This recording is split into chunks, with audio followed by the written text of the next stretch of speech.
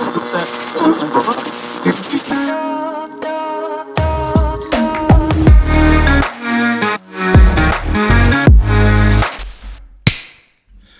Freddie. Hello, Shetty. Welcome to the show. Today, we are very happy to have the very first women guest. Yeah, it's of our first podcast. Nice. So, well, it's a big milestone. It is also podcast number 10, which is a beautiful number. We have a very good friend, and we are gonna talk about a lot of things. Not necessarily related to only Shenzhen, but also a bit of backside stories. Mary Summers, welcome to our show. Let's get Thank into you it. guys. Thanks for having me. Cheers. Cheers. The hair of the dog. We don't have yet the official sponsor for our drinks, but we go with the flow. Yeah, hopefully coming soon. Got something in the works. Coming soon. Mary, welcome to our show. As I was saying, we're very happy to have women as our guest, finally. I think that a lot of the people from our audience might know already what we do and what we talk about. Many of them might know you already since you have been here in Shenzhen quite many years, back and forth. I know you have been stuck outside of China recently, as many of us. So let's start from what brought you to China? When was it, and how did you end up here? Yeah, well, my story is like as twisted as probably most of the people that I know here. And initially, I was supposed to graduate. I was doing my master's in London, and I was supposed to either stay in London or move back to Russia. And I was like, I couldn't find a job in London at all. And eventually I found out this advertisement that were looking for interns to go to China. And they were promising to find any kind of internship in any kind of field for you in China. And I was like, All China, right. that would be interesting. I've never been to Asia before. And I was like, okay, let's see what they can do. So I just sent them my CV like, whatever. And then they called me and we had an interview, and then we had another interview, and they were really interested in me. And I was like, okay. Let's do it. And then they found me an internship in Beijing because I was doing a master's in media at that time. And they found me an internship in media and in Beijing in the magazine. And I was like, that's kind of cool. Like, let's see what I can do. And then I called my dad and I'm like, so I'm going to go to China. And like next week. And you gotta pay for it. Because like, it wasn't paid internship, but we had to pay for the ticket, the apartment. They pay for like your living and stuff while in Beijing?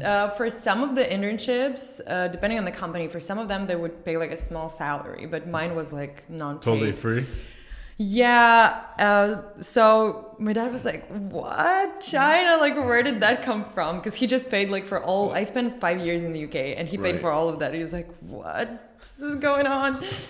And then he was like, okay, let's see. Sounds interesting. Like, let's see what you can do in China. And I was supposed to go for 2 months because that's how long my internship was. And then I landed in Beijing.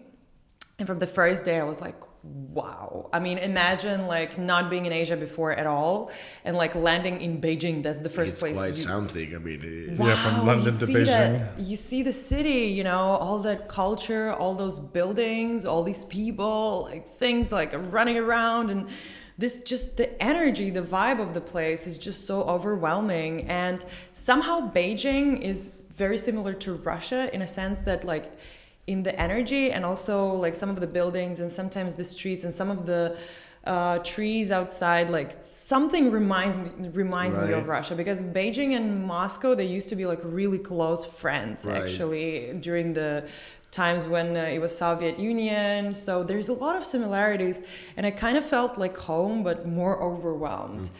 And which year was that? It was 2013. Okay, so it was after the Olympics and everything. Yeah.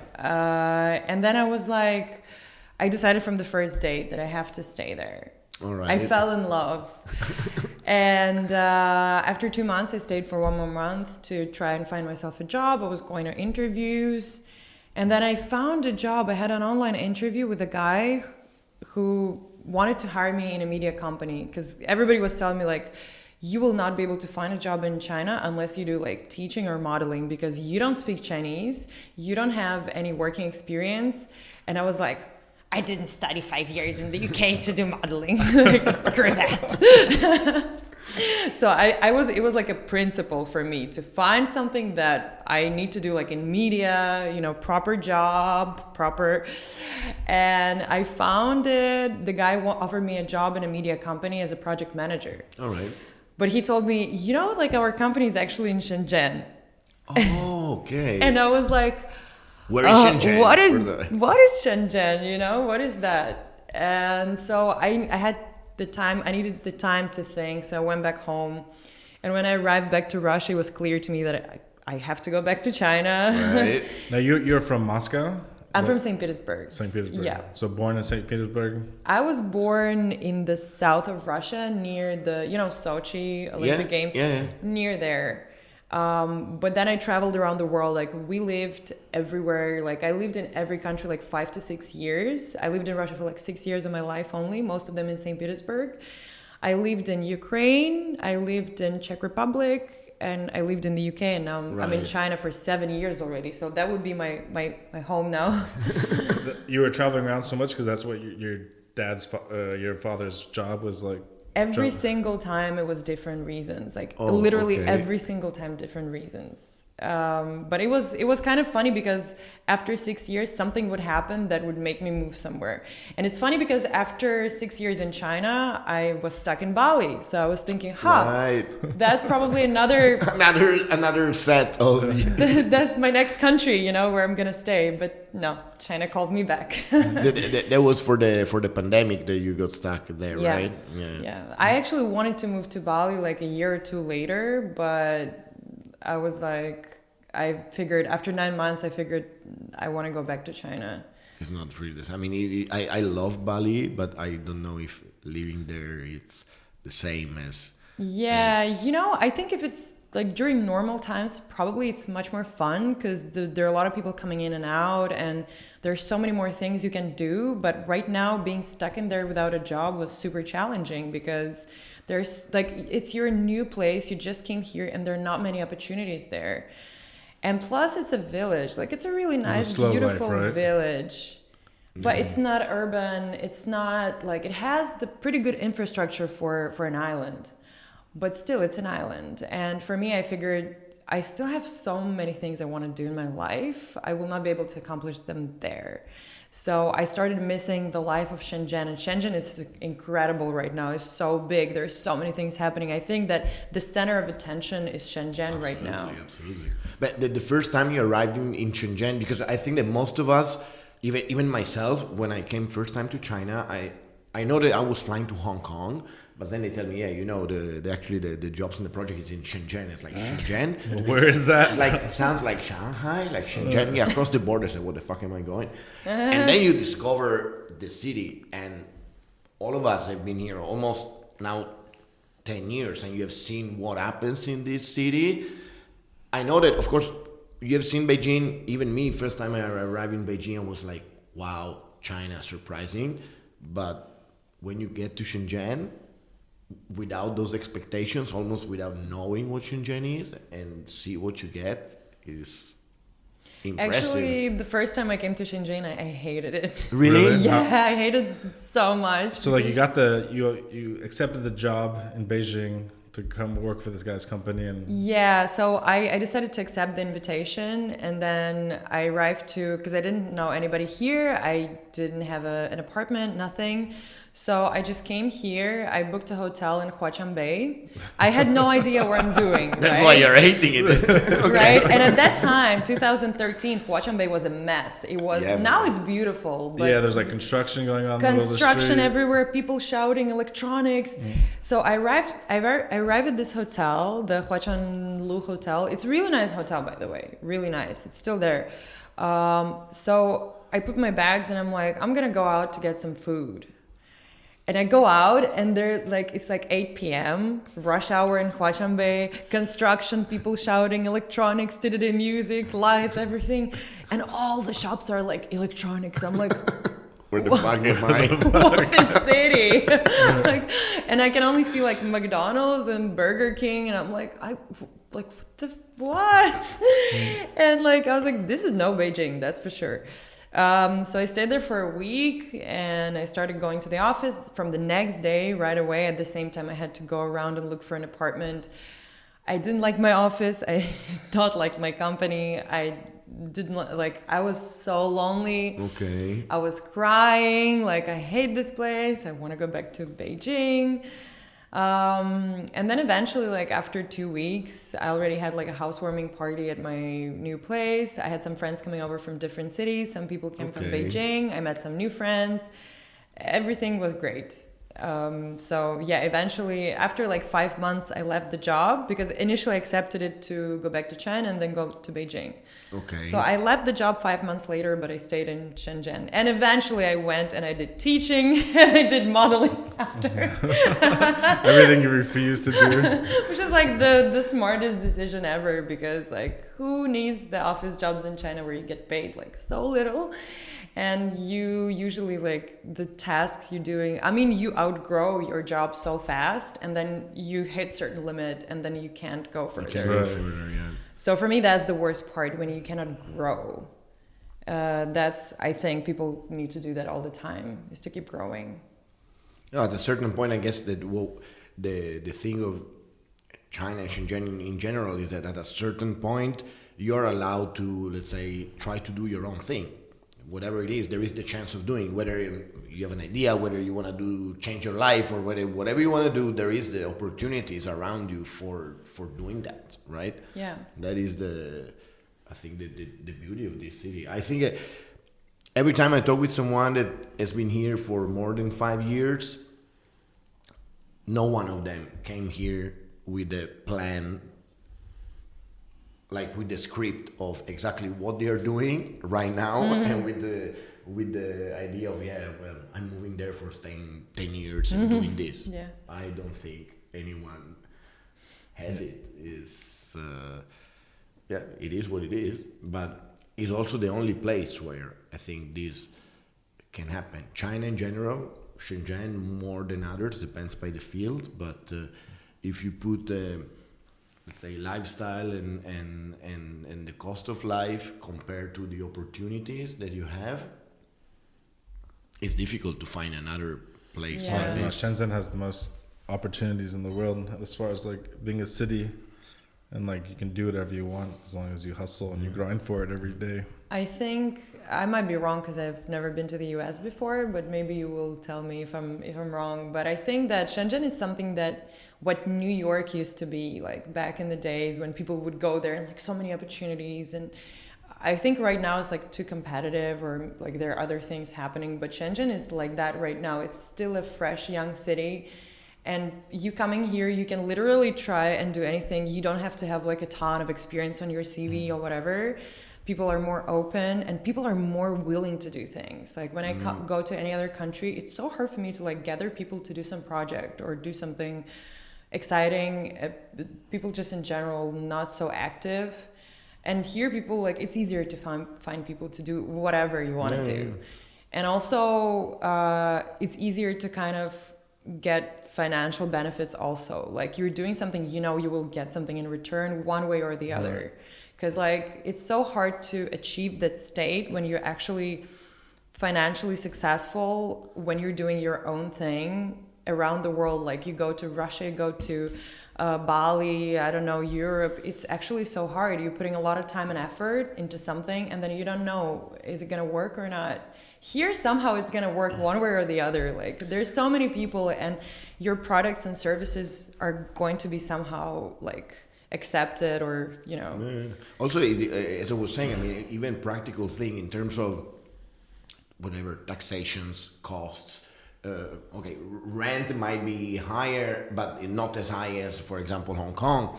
So it gives you also certain leverage on being able to, you know, not go crazy if I would try to do the same thing that I do here, but in Hong Kong, I mean, the bills on a monthly basis would be like, Or even San Francisco would be the same 5 times thing. bigger, 10 times bigger. It's like, But they're saying that Shenzhen prices are growing so fast, and even though it's funny because the pandemic times, most of the places the prices were kind of going down or staying the same, but Shenzhen price is still going up. That's true. And they're saying that soon, like Shenzhen will be the same prices as Hong Kong, at least apartment Yeah, prices. probably the rents is going up like crazy.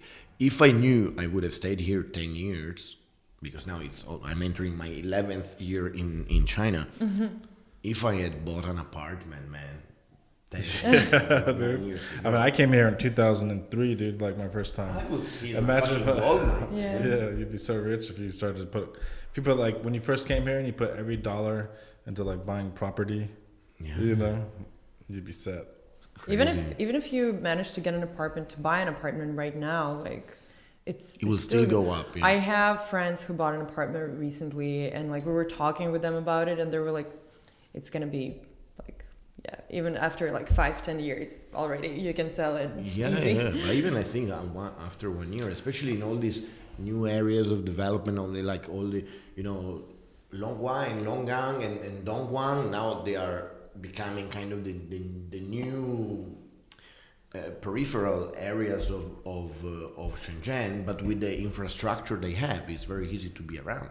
Now with the bullet train, it's like I can live in Dongguan and be here faster than living here and going to Shekou by taxi. Between Guangzhou, like I travel a lot between Shenzhen and Guangzhou, and I live near the Shenzhen North Station, and you take like half-an-hour train to get to Guangzhou. It's faster than traveling around Shenzhen, like on a metro. Yeah. Plus, now you mentioned Guangzhou. Shenzhen, being a new city, is also, let's say, built and planned to be modern. There's like very wide roads, all the infrastructure is crazy. When I arrived here, there was one line of MTR. Now there is like 12.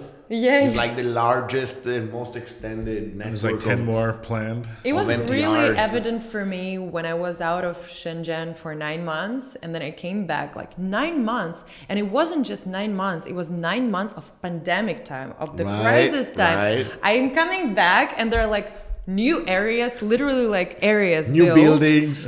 New lines, not 1 or 2 metro stations. Literally new lines opened. I'm like, what? That's so crazy. It's crazy, the speed of this. And I think it also affects whatever, let's say, line of business we are into. That, let's say, speed of things, whenever you will go somewhere else or back home, everything feels so fucking slow. Oh, man. it's so stagnant. It's like... Yeah. Even, for example, something stupid on a daily basis, if I go back to Italy and I need to go to my bank, the bank is closed at lunchtime, opens at 10, closed at 12, and opens again at 3 and 4. If I'm working when I'm not supposed to go to the bank, like I have to take a fucking day off, here my bank is open even on Sunday. Simple things. And the service, like let's talk about the service. The service is great in China. Like if you go, first of all, we're discussing it with a friend yesterday. You're gonna go literally anywhere with your stuff. So you can take your alcohol and you can go to any bar and sit down and like, hey. You can go with your food. You can. My friend, he used to go to the spa, and they have these areas with restaurant, right? Right. They would take their shisha there, like they would bring shisha to the spa. Really? And then when people told them like, what is this? Why are you doing this? They're like, yeah, but people are smoking cigarettes. So they're like, fair. Okay. Like, and literally like there's so many things that, and you get used to it, right? And then when you go back home or you go like literally anywhere, it's hard to adjust. I was in Bali and I was thinking, I want Taobao. I want like, Yeah, the delivery middle of the night. No, but the delivery, honestly, this one they developed pretty well. So all the taxis and like taxi services and food deliveries, like it's really pretty well there. But We're in Bali. yeah. Oh, okay. Yeah. But beyond the service, actually, since you have also a media background and stuff, how much of what is happening is actually linked to the fact that you can do it thanks to WeChat? I mean, if you think about it, when I arrived, WeChat here was not existing, or maybe it was just starting. But now with WeChat, from being a messaging app, it's like, man, you pay, you don't go out with a wallet. If you need something, you click it there. Yeah. You don't use business card. If I meet you, I exchange fucking QR code. Yeah. Or, I want food and I order it there. Buy With your the movie pandemic, tickets, if you don't have a phone, you can go nowhere. How do you scan the fucking QR code? Right. So, Yeah. how much is this linked to actually our usage of the media, let's say, of the phone Everything. stuff? Like you deal with your factories. I would you say- find your jobs from WeChat. Yeah, totally. Yeah. WeChat is my work completely. That's why, like, for a long time, I lost my laptop about a year ago, more than a year ago, year and a half ago, and I haven't bought a new one until I really needed it, like a few months ago. I was using my phone. I don't need a Right. laptop, only for like watching movies. Literally, that's it. Because everything is on WeChat, and like all my work is on WeChat. Everything I do. And it's funny to think about it. Like when I came here, it wasn't 10 years ago, it was less, but there was no WeChat Pay. Yeah. We would get paid in cash. It started later, yes. Exactly. And it's funny, I'm thinking about it right now, since China's growing so fast in terms of technology, like would it be possible that China is actually the country right now driving the rest of the world to do this kind of changes? Because it's getting so technologically advanced, maybe not always like doing it perfectly, but there's so They're many pushing it, at least. links Yeah. like related to technology and online usage and everything happening online that I think, even if we're talking TikTok, it started in China, right? So That is the thing. I mean, for sure they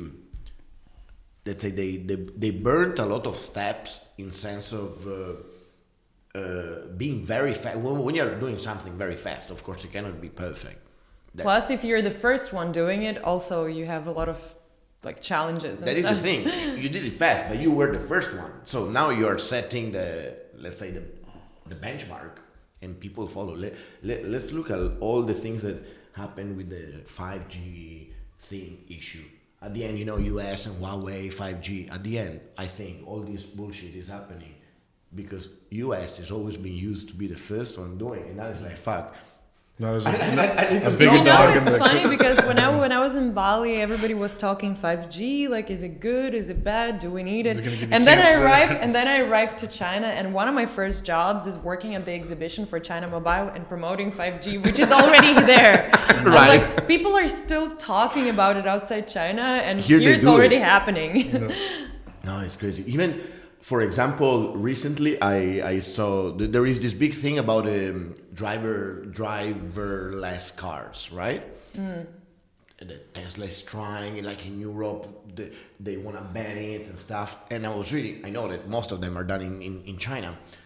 1 month ago, I was reading an article that the Shenzhen-based company that I don't remember the name now was doing the first tests, and I was like, okay, I would like to contact them to see maybe we do some videos and stuff about it. Man, I read it yesterday. They are already in Pingshan, a fleet of 30 of them available to be fucking used from tomorrow, like February 1st. It's like, and the rest of the world is like still, talking maybe They're gonna be debating for 5 more years about it. The rest of the world is still talking about electric cars. This is another, since we're on the car subject, I came back and I didn't even notice until one of my friends pointed out, have you noticed that Shenzhen's taxis are all electric now? I'm like, Exactly. no, I have not. And the buses and everything. And the buses and Didi. Like, I was like, that's so true. I didn't even notice. Yeah, before you always see red taxis and you see blue taxis, you're like, oh, I want that one. It's bigger. Now you can't even find a red taxi anywhere. I've seen like 1 or 2 since I came back, like somewhere randomly. And it's also, if you're talking about, let's say, sustainability, climate change, when at a certain point all the countries need to do something. We all know that China is making together with US, the largest emissions of CO2. Yeah. And by knowing a bit China, you might think that they will not care. Yeah. But they don't talk about it. They fucking do it. In US, Yeah. they're talking about it whether it's fake or not, and they do nothing. Man, in China, here, boom, Yeah. they did it. It gets done. Yeah, here things just get done, and you go with the flow. Any opportunity or new idea that you have, you make it happen. Whether it's your own business or your own passion, you would find a way to make it. And I think like too, like if you make your own business or you try something new, you also learn very quickly whether or not it's gonna work. Yeah. Or or fail. Because things are happening so fast here, you can also see the results fast. Yeah, Exactly. And but you also feel like there is more. The framework here is so open, so you feel like you want to try these things. Like you feel there might be one way or another chance of some success for you.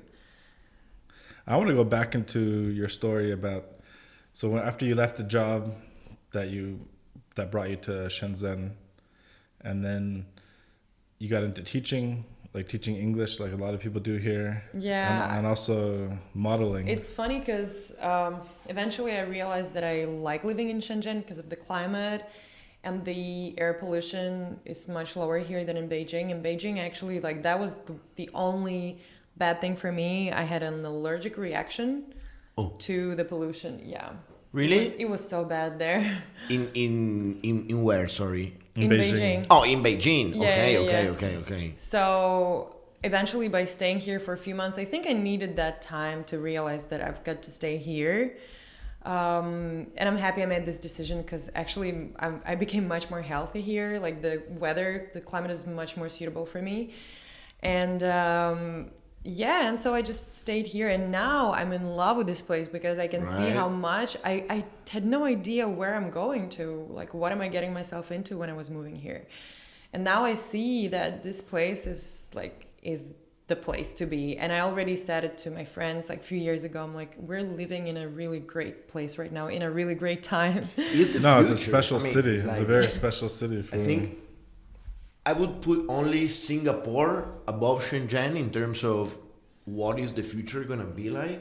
Yes and no. Like I would say like Singapore probably has some advantages on like green building, right? And stuff like that. But like as far as like new technology and development, Shenzhen beats that, hands down. I think the beauty of China and like Chinese people, the way they do things, they learn really fast and then they outdo it. Like they learn, they take some ideas and then they do it once or twice, like really badly, and then eventually they start doing it better than the resource they got it from. Like all in. I have seen many times, for example, I think this is also a kind of a cultural mindset that business people in Europe or outside of China, they are not only looking at, of course, business in terms of making money, but like the legacy of what they are doing. They don't want to let it go. Here in China, if you have a shoe factory and you're not selling shoes anymore, tomorrow you're gonna turn it into making belts. You're making handbags or phones without problem, man. Just totally change like almost overnight the factory overnight, and they don't care about it. Is quite exactly. It's like I opened my company 3 years ago, I think, and I had a modeling agency for a couple of years, and now I'm not doing it anymore. But I know that I'm gonna do something else with the same company. Right. I don't care. Things not only change very fast for us, but the environment change very fast. So the things that you can, let's say, do, promote, or be involved with will be different next year for sure. It's like it's just personal growth. I never thought I'd be doing a podcast with you or making a YouTube channel. You've never thought you were going to get into modeling or create I never an agency, thought. Actually, it's funny because when I was like 13 or 14, I was living in St. Petersburg and I got scouted by an agency there. And back then, like my family, they kind of forbid me to go because they wanted me to focus on my studies and everything. And that was like a smart decision from them. Like that was a smart move. I'm happy because I'm still so emotional and like I would be in trouble if I got into modeling at that age, especially like in Russia or I went to Europe or something. Okay. That would be like problematic for me probably. I still went to the agency, by the way, but I couldn't really do much because I still had to study and there were many castings and stuff, like I couldn't attend them. So eventually I didn't do anything with it. And then, so I kind of came back and decided to try it eventually at 23. And I was thinking, no, like you don't start modeling at 23, but turns out you do, and you can do it so well. So I started, after I left my job, I had to find something urgently. So I was thinking, okay, probably it's going to be teaching, but I didn't want to teach. Like I really didn't want to teach. I'm not a teacher. I'm more like a moderator. I could be, if I see myself in teaching one day, it's probably like lecturing at the university or something like that. Okay. Speaking about philosophy, you know, that's more my style. So I really had to convince myself that I have to do it. And I really had to find a company that was really interesting for me. So I found a place where they had creative classes. They had like drama, cooking, public speaking, and English also. Okay. And so I applied there and they really liked me because of my background, my education, and I was like the only non-native speaker there. All right. But they liked me. They were like, okay, cool. So I worked there for some time, for actually almost a year. And then like still, it was really hard for me because it's not my kind of thing, you know, like if you're doing something that is not your thing, then you just get depressed over time. Yeah, and it doesn't matter how much money you get. And yeah, so eventually I was really getting depressed and I started meeting a lot of freelance teachers, freelance DJs, models, whatever. And then they all started telling me like, you should try modeling, like, come on, just try, or at least do freelance teaching, like work for yourself. And eventually I was so tired and sick of everything that I just quit. And these people started... Quit the teaching, you mean? Yeah, I quit. I did it in a very crazy way as well. I just I told them like I have to leave and I have to go back to my country because something happened and I need all the money that, you know, because in China, they would pay you like 2 weeks after you finish your month, right? To make sure that you don't leave, or at least if you leave, suddenly you lose the money, something like that. But I wanted to do it like in a smart way. So actually I managed to get all the money and I left, and then I found this lady. She was working with freelance teachers. So she found me, so according to my schedule, she found me like a few classes a week. And then I started, like people started adding me to some modeling groups and I slowly started like trying myself out. And it was so successful that after like a month or two, I had to quit teaching completely and just focus on modeling. And I figured out I was so stupid because the money is so much better. And also I really enjoy it. And also I found out that I'm so good at it. Like something that I was supposed to do eventually found me. Right. You know, okay. But I'm happy that I went and did it at that age, not at 14, 13. And I called my dad and I'm like, well, I don't know what you're going to say, but I'm doing modeling. And he's like, yeah, it's fine. You're 23. You're not 13. You know what you're doing. I'm like, okay, fair enough. No, at that age is true. But then how is the modeling industry here in China compared to outside? I think that there is less competition probably, or at least if they would need Chinese models, there's a billion of Chinese models, but for let's say foreign faces is I mean, comparing to, for example, in Milano, if you go there, you go to castings, there are like hundreds, 300, 500 models coming to one casting, and they're all like foreigners, and they're all like white, black, whatever, different people, but like the same. And there's so many of them, and the only way you stand out, that's why like if you look at the international modeling and the international campaigns, like in the last 5 to 10 years, you can see that they're starting to use really weird models, because these models, they stand out.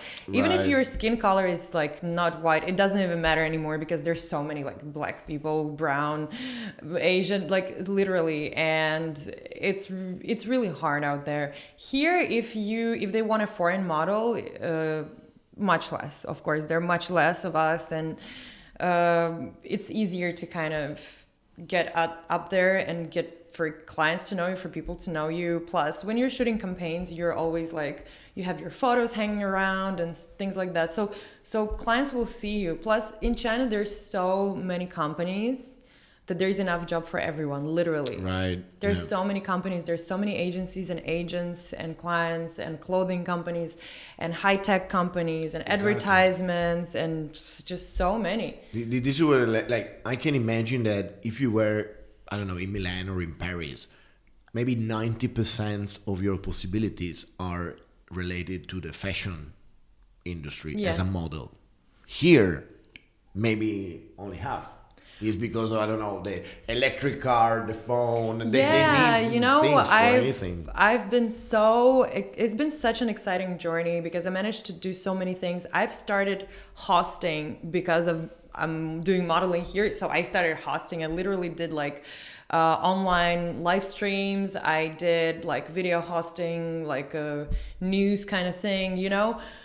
And just because they wanted like a model who can speak well, like who can speak English well, and eventually that's already another job, and it's Right. a cool thing. You have like more portfolio, bigger portfolio. You can try new things.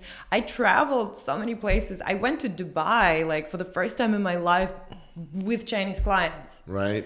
Like everything paid, you know. I went to Macau so many times, lived in the best hotels there. Like it's amazing. Like the opportunities are really good, what you can get here. Yeah.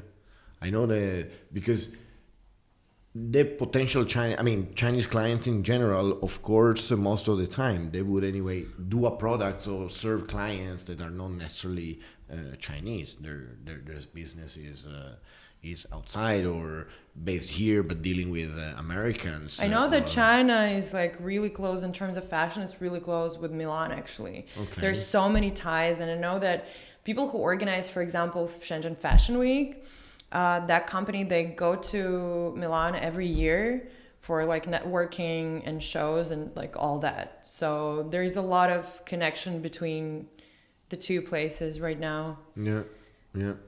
Well, for sure they look a lot outside of China in terms of, I don't want to say like lifestyle, but I mean how Inspiration. Yeah. Especially in the design and fashion field. But I think, like we were saying before, nowadays things that are made in China are, as long as you are not never been in China, until 10 years ago you think made in China, you think cheap. Yeah. Stuff you find in Walmart. Yeah. But now they are doing their own gigs, their own things in an amazing way. There are fashion brands or the design brands. It's funny because when you're going to, when I go shopping, for example, in China, and I go to like different clothing brands like Zara, H&M, whatever, it's really hard for me to find something that I really like that is like that stands out. But if I go on Taobao and I go to check those little stores with like tons of clothes, super cheap clothes, yeah, sometimes the quality is like bad, but sometimes, oh my god, like there's so many designs. You can find things that you will never find in shops, you will never find in these famous chain stores. And I remember I found this t-shirt is like it's super nice quality. It's so soft. I bought it for 10 RMB on Taobao. 10, including the delivery. No way. I swear. I didn't believe it first. I'm like, is it a kid's t-shirt? No, it's not. No, that's crazy. But probably this is also because of the quantity, right? In terms of other production or the people that you can sell it to, you don't have that range of possible production and possible customers that you have in Consumption. I think the key that China is really boosting, and it has been doing it for a while, boosting its domestic consumption. Like I don't think any other country can compare itself with how much people are buying with like the domestic products. Right. So it's producing a lot of stuff. And I remember before when I just came to China, it was a problem. Like people were talking that China is manufacturing a lot of things and selling it, like it's living off trade. It's true. It's still like it's the large basis of the income of the government is coming from trading. But now the domestic consumption is like, look at like people just buying everywhere around the world, especially like during the pandemic times. People are not trying to buy so much, but here, no. This is I think this is also what put, let's say, now China literally as first financial, economical power in the pandemic times, because anywhere else they are stuck. In here, people were not going so much outside already before, and the internal consumption and market is 1/3 of the so world. they can man. eventually they can keep producing, they can produce more, and the consumption and everything. So yeah, Probably even China, if it goes on with this trend, they will have to import and produce outside of China because they cannot satisfy their own market. I think. I mean, let's see how it grows. Because I mean, maybe 5 years ago, as we were saying, it changes very fast. But a lot of people inside China, they were not having the same buying power that they have today. You know, the people that own nothing, and suddenly the government wants to build a skyscraper where you have your little house. Boom, you're a millionaire. Like this happens to many, and happens very, very fast. And every little business, you start to having a buying power that makes you wanna have more. And this happens to now second tier cities, third tier cities, and goes on and on. I mean, Shenzhen until 30, 40 years ago was like nothing. Yeah. It didn't exist. I think it was until like 15 years ago, it was like second tier city or something, right? Yeah. So yeah. Now, Now even the position of Shenzhen around the world has changed. Like before, when you're saying Shenzhen, nobody knows what you're talking Nobody about. knows, yeah. Now people know, oh, Shenzhen, yeah, I know, I've heard of it. hey, they start knowing, of course. They start knowing. But like we were saying, the first time I said I heard Shenzhen, I had no idea where it was. Even nowadays, sometimes if I'm talking with a stranger for some reason, client, whatever, abroad, I would say like Shenzhen, Hong Kong, just because it's the close city to it. Because already Guangzhou, for example, if I speak Italian, Guangzhou is Canton. So it sounds very different. Shenzhen is Shenzhen. Beijing in Italian is Pekino, or Peking in English. You have a different. In Russian, it's Pekin. So it is not necessarily so straight forward, but Shenzhen is Shenzhen, and Hong Kong is Hong Kong. So I assume that maybe not everybody knows, but it's crazy that people are not aware about it, because I think here all the things are made. It's like the Silicon Valley. Yeah, I think a lot of people still think about China. Okay, now they know that China is like a great power, but still a lot of people don't even imagine how developed the place is. Oh, they have no idea. Like, and when they see, I met so many people in Bali, like from different countries. And when I came back to China, many of them following my Instagram, they saw my stories, how happy I am. They saw the place, they saw the like working every day. And then they started texting me like, oh, like I'm thinking of moving to China. I'm like, okay, okay. No, for sure, if people haven't been here yet, they think it's backwards. Yeah. Or except those two, like Shanghai and Beijing things, they think the rest is backwards. Yeah, just rice fields and. But I have a question about going back to the fashion. Like, what city in China is like the best for fashion? Like United States, like when you think of fashion, you think New York, and France, you think of Paris, or Italy, you think of Milan. So, in your opinion, like where where's like the heartbeat of fashion in China? You know, it used to be Shanghai, because right? Shanghai is like more artsy, more international, more. It used to be the thing, you know, the place. And now still many people are talking about, oh, Shanghai, I love Shanghai so much. Shanghai is nice. It didn't hit me so hard, you know, but Shenzhen also didn't at the beginning. So it's like my Right. thing. But I think right now in the south, like Guangzhou, Okay. probably, because a lot of production, clothing production, around, a lot of it based in Hangzhou. So the Shanghai Hangzhou area is like really hit, Big, but the yeah. prices are kind of low there right now. So many models they're actually coming to down south, and Guangzhou would be the biggest one because so Hub much for- production, yeah, and the prices are still good here. So not that many models moving from Beijing or Shanghai down south because of the Right. prices, and the amount of jobs is like so big. So yeah, I would say like not Shenzhen, just because Shenzhen is the center of high tech and electronics. So if you're living here, like I'm living here, I'm working a lot with advertisement, like TV commercials and doing this, like all the commercial with high tech things with products. Right. But if we're talking about like fashion, like most of them is in Guangzhou.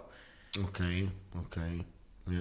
And you've done all of like the fashion weeks, like you've done like obviously you've done Shenzhen Fashion Week, you've done Shanghai like fashion. No, I haven't done Shanghai. I was talking to some agents about Shanghai Fashion Week, but they really needed me to come to the casting.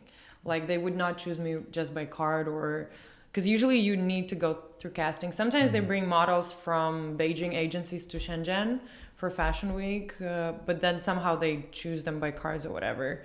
But for Shanghai, like you need to be there for a casting. So I only did Shenzhen and Guangzhou. Because they want to be sure that you can be there, or because they want to see you No, they live? need to. They need to see you. Yeah, Okay. they need to see you. You Because think- you Shanghai Fashion Week is the official like kind of like China Fashion Week Right. for the For the world. for the outside world. So if it's like a really big deal, and if you're doing Shanghai Fashion Week, designers around the world are gonna watch you for sure. Right. Okay. I don't know if it's gonna last for too long. I feel like the shift of fashion, the fashion power is kind of changing and moving towards the south. And I think it really makes sense for them to move to make Shenzhen Fashion Week like the international big thing. Because this place is really worth people coming from all over the world. Yeah. Also, probably it's gonna, of course, beyond the pandemic, but in terms of reachability, the fact that you can arrive from Hong Kong, Macau, Guangzhou, Shenzhen, it's like easier to be open to those who want to come over for the weekend of the fashion week rather than Shanghai, even though they have 3 airports, but it can be easily saturated. I mean, in terms of the entourage of all the things that you have around. Well, and what time of year is Shenzhen Fashion Week usually? So usually we usually have one like so around the world the famous fashion weeks they happen like twice a year. One in February and one in October? Yeah, October. October's the big one or a bigger one? So in Shenzhen we It's always because of have the seasons. in like, Shenzhen we have one. It's happening in March every year, but from this year we had, I think because March was not like they couldn't make it happen in March, so they actually made it happen end of October, beginning of November. And it's funny because I was crying I love Fashion Week. For me, you as a model you make more money doing shootings, but for me I love fashion Like the shows. catwalk? It's my thing. Like when I started working, I instantly started working for fashion shows right away. Right. And for me, when I got to Fashion Week, I was doing it every year, and just the level is so professional. The level, how everybody works, the creativity, everything is just the whole vibe. Like you really feel like you're part of something like big. So I was really upset. I was like, oh, I'm not gonna make it for this Fashion Week because I'll be in the quarantine and all the castings are done. And so I was back like 30. I came out of my quarantine 28 of October. I came to Shenzhen 28, 29. My birthday. And the Fashion Week was like happening. And then my agent, one of my agents, she called me. She's like, "Are you free like these days, like fashion show?" I'm like, "Yeah, okay." And then I come to the fashion show, and it's part of the fashion week. I'm like, Wow. "Okay." So I did it, even this year. You made it. But they're supposed to do another one in March, but so far we're not hearing anything about it because they usually do castings like a month or a month and a half. Before. And there's like literally nothing happening right now, so I don't know. And during your time in Bali, did you have chance to also work on the modeling side, or you were just stuck in there, not having chances of doing your things or business from online and so on? You know, in terms of business, I actually had some people, because as I said before, I had an agency. So I had some clients contacting me once in a while, and I was like finding models online and managing jobs. So sometimes that would also help me out a lot. But there wasn't so many in general. So when I came to Bali, I wanted to try like go to different agencies. So I went to see a few, and eventually it was the start of the lockdown. So they told me like there's not really much going on right now. So in Bali, modeling is totally different from China modeling. Like here you can be part of an agency or you can be a freelancer, and you can do so many different jobs, as we said. In Bali, it's mostly, so high fashion doesn't pretty much exist in Bali. Yeah, right. It's mostly commercial influencers stuff. So either you have a huge fan base on Instagram, and huge, I mean like few 100,000 at least.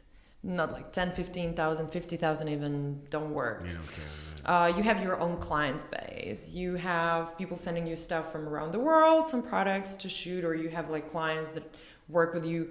So basically, yeah, you have to be socially super active and famous. And Bali is like a heaven of influencers, right? Yeah. So there's pretty much like a lot of competition there. Very high there, yeah. And like my style is a little bit different from there, right? Like it's the influencer style is like more like different kind of body, different kind of face, different kind of style, lifestyle in general. My style is like totally different. I'm like a model, you know, more. Yeah. These two things are different. So I had a few gigs, but most of them were like either free or like exchange of some goods, services, whatever. So I never really managed to do much of the modeling there. But it's funny because most of my income was actually still coming from China, because I was collaborating with one company who was here, who was sending me the stuff to Bali, and I was working with influencers there. So it was kind of related to fashion, but I was modeling for them myself, and I was also managing people, and that really saved me. Okay. And that was fun, and we were also organizing live streams, and like it was cool. I was like working, but also not working so much. Like it was cool. How is it in China? Because we know that China is not, let's say, allowing certain apps and websites to be available on the normal internet. So the status of the influencer or social media followers, whether Instagram, Facebook, whatever, how much it plays a role in China? I mean, I'm asking out of curiosity, but you know, if you're in Europe, they would say, okay, I can check your Instagram account, you have so many followers. I know that you can also buy some of them, so I would actually check how many are interacting with you rather than just the followers. But how is this perception within the Chinese market? Is it for sure they are not looking at the same things, right? No. If you have a WeChat channel or yeah, first of all, China has their own apps that they're using, like a Little Red Book, or you know, like some apps that you can actually, or Douyin, you can go and you can check a person's profile, how many influencers they have, how much leverage they actually have, and like if you can work with them. That's in terms of influencers, and there are actually many companies who work with influencers full-time, who are actually finding people, foreigners or like pretty Chinese, and build build a profile for them. That's what people... To make them turn make them into an influencer. Yeah, they sign contracts with them and then they do it. I know they do a lot of that in Douyin. All right. The same that a lot of companies would do around the world with TikTok or Instagram, for example. So that happens. That's for Chinese market. Plus also, let's not forget that China is not only producing and creating commercials for Chinese brands, but also for foreign brands. So a lot of actually foreign brands they're selling abroad are produced, or at least the advertisement and stuff is created in China. So actually there are some companies that are selling only internationally, but we are creating content here. And I have like one of the companies like that I'm working for, like on a monthly, I don't really have contract with them, but I'm working like on a monthly basis, few times a month, like 10 times a month I'm working with them. And they're a Chinese company, but they don't sell in China. And so every time we're working with Instagram, YouTube, TikTok. Yeah. So depending, and sometimes you have agents that are asking you like how many followers you have on Instagram because they have a product that wants to go abroad, like sell abroad. Okay. Yeah. So even I even had like a gig or two on Instagram. Like they asked me how many influencers I have. I said this much, and then they were like, "Oh, how much you gonna charge if we give you the product to post a photo for this long?" I'm like, "Oh, this much." They're like, "Okay." Okay. So I actually managed to even have jobs on Instagram being in China. But I still think it's worth working on your social media abroad while you are in China, because you don't only want to be famous in China, you also want to be famous abroad, because you have more opportunities. And if you go out of China, or if you're stuck one day outside of China like me, of course, bam, you have, people already know you. So I would say it's important to develop both sides. Right. Because I know that some things are also changing in terms of, for example, if I'm wrong, correct me. In Instagram now, let's say if I look at your profile, I don't see anymore how many people like your photo. Oh, you don't? No, I mean, like they're keeping it hidden to the outside. So I might see how many followers you mean have. Even if you're subscribed to me, you cannot see how many. I think that this thing changed. I mean, I can try just to double check, but before, of course, I can know how many followers you have, and we know that there are some people that they might buy 100,000 and then they start having, but this is what they sell. But then, of course, if you see that if I have 10,000 followers and then only 5 people like my photo, of course, this something shady going on. There's something weird. Now you don't see anymore how many people liked your photo, but on Instagram the algorithm is different in the sense that everybody can find you. Most of your audience is people that don't know you, right? I mean, they are from anywhere in the world. In China, which I think is quite cool of the WeChat channels and how the social media works here, it's actually keeping your audience very close to you, because on the WeChat channel, if I click like to a video, then my friends will see that video. So everything is based on, from the very beginning, on who you know or who you follow, because there is no way you're gonna see our video on the WeChat channels if either you are not following us or if one of your friends liked our video. But then again, WeChat is a very different app from Instagram, right? The way it functions, even the purposes. I mean, now it's getting more mixed together, like it's coming towards, because I think all the social media apps eventually are gonna become like just one or like the same thing, because eventually it was like different apps for different purposes. Yeah, one for photos, one for different tweeting, algorithm, right? And now they're moving all the apps eventually moving towards business side of things. So that is eventually is just gonna become the same thing, like just different icons. But when I was saying with China, I mean the same example is with the Douyin. Douyin, yeah. I was listening to a podcast yesterday about TikTok, and they also were talking about Douyin a little bit. So the algorithm eventually, like, the Instagram algorithm was very different from the Douyin TikTok algorithm, right? So It's the opposite curve actually when they yeah, show you the now the Instagram is changing the algorithm. Like when you're watching, you have the section with videos. When you're going through like interesting for you, you press on the video, and with the photos actually also, now they will see which one, how long you spend time on it. They will try to find like specifically, okay, she spent this much time looking at this photo, she spent this many likes on this kind of photos, and they will actually give you more content like that. That never happened before, but that actually, the idea of that comes from TikTok and Douyin. I can imagine. Yeah. But also because... But that's the beauty, because you can get so many views and so many likes just from nowhere. Like you can post something and then randomly your video gets so many likes because it's just thrown into that. Douyin is really crazy for that. Like there's one time I clicked like I was just like scrolling through like random Douyin videos, and I pressed a like on some like crippled girl like getting out of her wheelchair or something like that, and then like the next day my whole fucking feed was like full of like fucking quadriplegics, crippled people, different disabilities. The same thing happens with Taobao. If you if you're scrolling, if you just open, like you're scrolling, there's so many different clothing items, and then you open like they're like pants and then shoes, and then there's a dress. You open one dress, you just open it, you don't save it, you don't buy it, nothing, you just open, then you close, and then boom, you have dress. So many dresses everywhere. Suddenly, and then if you, depending on what your action is, like if you like it, there will be more. If you buy it, there will be like more.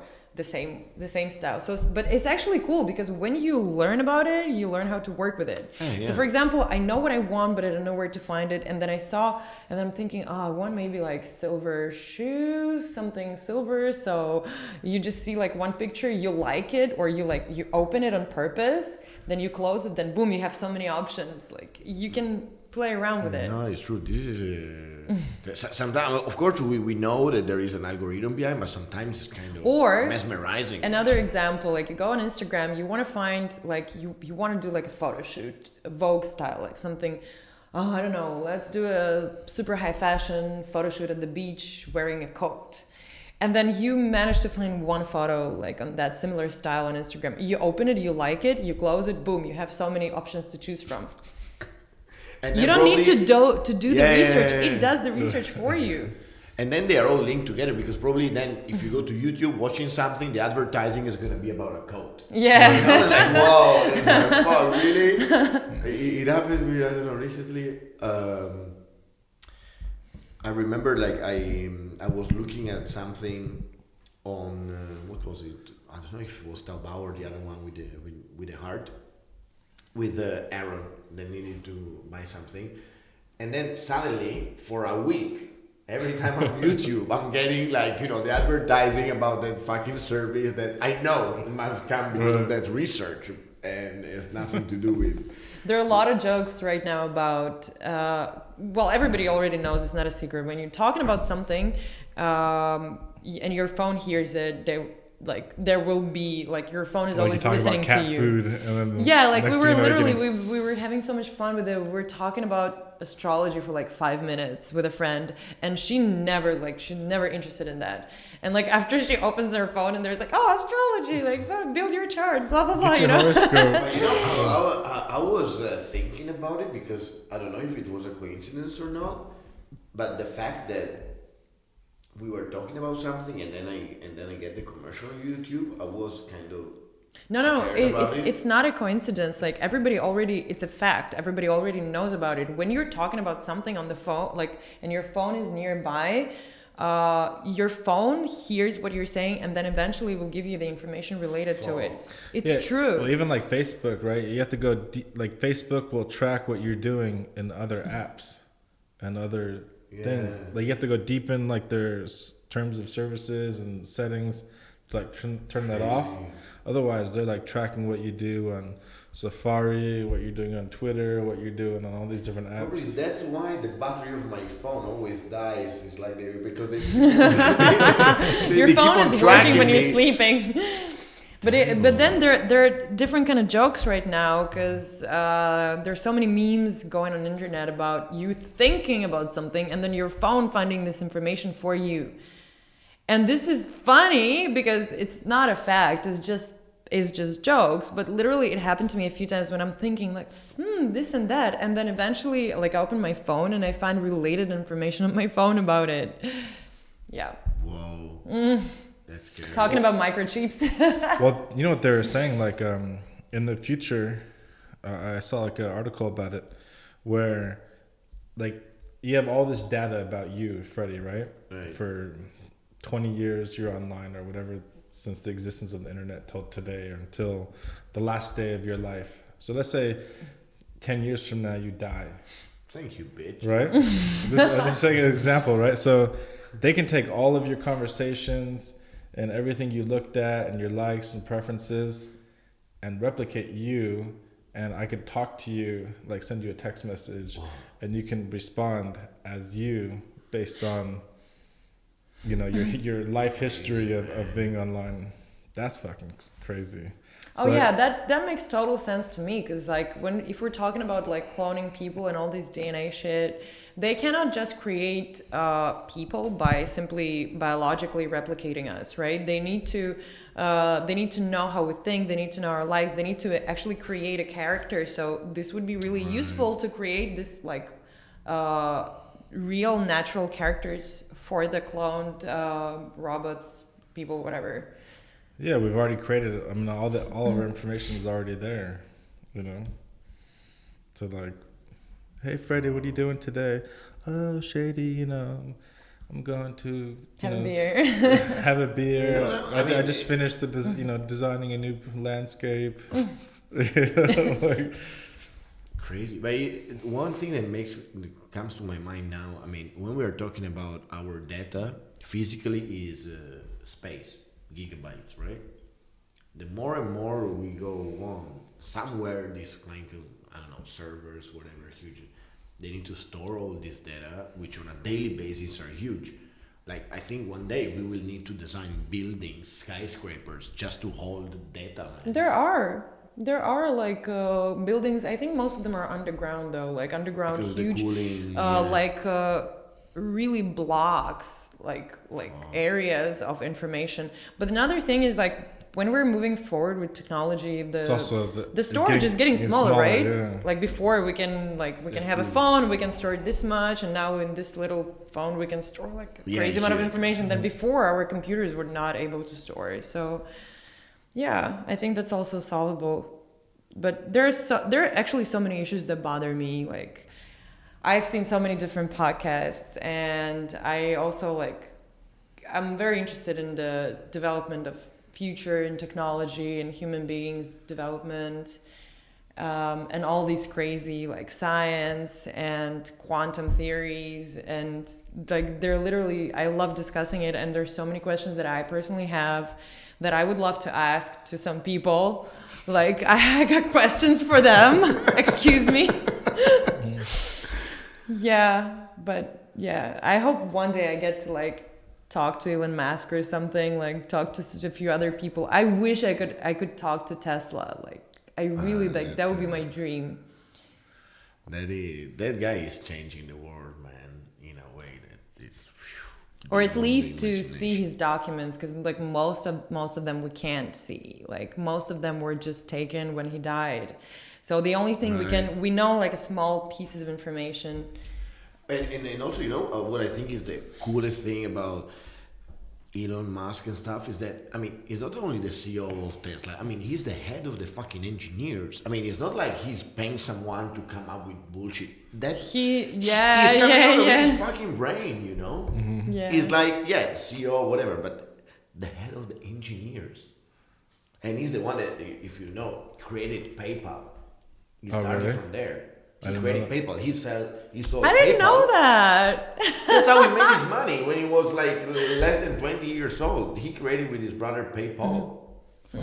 And they sold, and he sold it because he knew that he was saying in his book that he was expecting or knowing that there would have been a drastic change into the competition in that market, because when there was PayPal, it was only PayPal. And that's when he banked. But so is he related Wait, to wait. Did you read the book? Yeah. Is it like a good book? Is it worth it? which book? The biography, autobiography, yes, right? Yes. Of who? Of Elon Musk. Now he's related to Tesla, or he not? No, related? we're talking about the company Tesla, but I understand, yeah. Yeah. But I'm saying Elon Musk is part of the Tesla family, or not? No. Oh no, not That is just a name.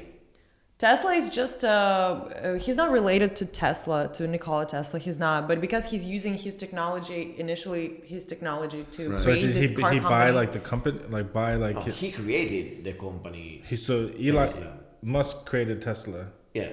but I think he had based to. I on think he had to buy a name or something. I'm insp- not sure how it inspiration worked. from Are we talking in terms of name or in terms of company? Yeah, like because he's both. because he's naming the company. He created the company, the car company he Tesla, created. Yeah. But the name, actually, I don't know. The name Tesla, right? Because that's It's because of Nikolai Tesla. that yeah. is like But did his, he like have to buy this name or buy the franchise of the name? I'm not sure about that because Ewan, if you're watching us, Tag in, please, tag we have in. some questions. Because anyway, it is a surname. Of course, it's related to that, but there was nothing else that was probably covering that. So this, honestly, I don't know. But in terms of company, I mean, he created that company as well as he created SpaceX and the Boring Company. But let's say the way I love the Boring Company. the way he started banking, of course, he was coding when he was young and stuff. But their first big thing is PayPal. That's how another question I have about him how did he become the richest guy in the world? now because of Tesla. Because of cars. Because of the value of the stock. So I mean, he's not making more cars than like Ford or Mitsubishi or all these other big car companies. But right now, the value of Tesla is as valuable as all the other car manufacturers together. And they're producing less cars. For now, yes. Fuck, that's crazy. I mean, like Amazon and all these businesses that he owns. And this guy produces. I mean, like to get like a Tesla car, it used to be like you have to wait like 3 years to fucking be able to buy one. But yeah, it's not only because Tesla as a company, in terms of if you're looking at the finance and the stock market, Tesla owns also other things, or the shareholders are also in business with other things. For example, can be from cryptocurrency into the solar batteries and SpaceX. So Tesla is an asset not just because of the cars, because of all the business that is related to. So. And now look at Shenzhen, like every second person is driving Tesla. Really, there's so many more of them. I remember before you would see a Tesla Like, running down the street, oh, it's a Tesla. Like I remember a few times I was like inside and like we were going in a Tesla. I was like, yeah, that's a cool car. And now after like 1 year or something, there's so many people driving Tesla and it's like normal. Oh, Crazy. Tesla. And like we were saying before, now there's a lot of brands, Chinese brand or Shenzhen-based brands that are literally copying Tesla, but they are doing some things even better. Yeah. And these brands, I think nobody knows them outside of China, but like we were saying before, they already made some step further to make it better. So that's also the challenge in terms of stock market and finance, where they're saying that, okay, Tesla moved their factory to China in order to satisfy all the big production and market, but probably they will not be the number one in China as long as they don't manage to take down the prices, because for a little bit less, you can get something apparently better. So there was this change, it happened 3 months ago, that within 2 months, Tesla and I don't remember now, I think it was NIO, the other brand, they were putting down like 2,000 RMB of the price, and then the other one, okay, 2,000 less. So within 1 month and a half, when we were talking with Doom, I say, if I would have waited, I would have saved 15,000, just because they went, okay, I cost 2,000 less, for 2-3 months, and crazy, man. But let's see what is gonna happen. For sure, we are all gonna be riding electric taxis without drivers very soon. I'm excited for that. We will not need so many parking lots and probably substitute them with storage spaces. Let's see where the future is gonna take us. But but the question is, are we gonna take the future? where are we gonna take the future? So let's see where the cars will take us, where we will take the future. The future is looking crazy. The future is now already in Shenzhen. And talking about the future, what is next? What is your very next future in Shenzhen? You know, I'm gonna tell you like a little story. When I was at the university, my mom came to me. I was on a holiday at home, and she was like, "So, what's your plan?" I'm like, what do you mean? She's like, well, what's your plan? Everybody has a plan. I'm like, well, I don't have a plan, but I have ideas. So I think this kind of approach is really something we need to think about right now. If you like building plans, better let it go for a little bit, but it's really good to work on ideas and have ideas. A good idea will automatically create a plan. You can always correct and choose a course of action according to the situation, right? When you don't have a plan but have ideas. Right. If you have a specific plan, you're trying your hard to stick to it, and then shit goes wrong, and then you lose a lot of energy. Like, you don't need to do that. Ideas. So for me, I'm super happy to be back and to be working in modeling, but I want to progress. As I told you before, progress is the key to everything. So my next point of growth is hosting, anchoring, and actually, because my background is not only media but also politics, I want to get into news. I want to work with international news agencies, and I want to also get into Chinese, like the Chinese area of hosting. Okay. So actually, I'm gonna improve my Chinese to like a really good professional level, so I can do more hosting of events and video and things like that in Chinese. So that's professionally for me, and in terms of like fun projects, I really want to recover my podcast that I was doing in Bali. I'm still thinking of the framework, because last time I didn't really have any framework. Now I want to kind of create like some kind of a format or something. I feel like I need to and I want to. I'm there, but I don't have all the details yet. So just I'll keep you posted. Keep us posted, and we will be happy to support it and be there, be your guest. I'll be happy to interview you guys. Definitely. Why not? It goes both ways. We did many podcasts. We have never been guests in.